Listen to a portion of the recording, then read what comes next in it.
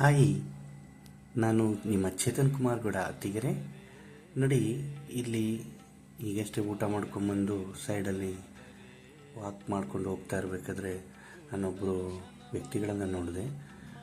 ಅವರು ಏಜು ಸರಿಸುಮಾರು 70 ಮೇಲಿದೆ, 70-75 ಮೇಲಿದೆ. ಬಟ್ ಅವರು ರಸ್ತೆಯಲ್ಲಿ ನಿಲ್ಲಿಸಿ ತನ್ನ ಒಂದು ದುಡಿಮೆಯ ಶ್ರಮದ ಅವರ ವೆಹಿಕಲನ್ನು ಹೇಗೆ ಸ್ವಚ್ಛ ಮಾಡ್ತಾ ಇದ್ದಾರೆ ಅಂತ ನೋಡಿ. ಅವರ ಒಂದು ಜೀವನೋತ್ಸಾಹ, ಯುವಕರಿಗೆ ದುಡಿಮೆಯ ದೇವರು ಎನ್ನುವ ಪಾಠ ಎಷ್ಟೋ ಜನ ಯುವಕರಿಗೆ ಇದು ಮಾದರಿಯಾಗದಂತೆ ಕಂಡು ಬಂತು.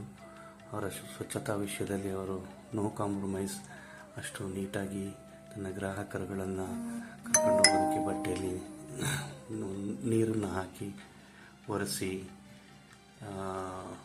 ತನ್ನ ವೆಹಿಕಲ್ನ. ಎಷ್ಟೋ ಜನ ಇದೇ ಥರ ವೆಹಿಕಲ್ನ ಬರೀ ಅವರು ವಸ್ತುವಾಗಿ ಪ್ರೀತಿಸಲ್ಲ, ಅದೊಂಥರ ಜೀವ ಹಾಗೂ ಮನೆ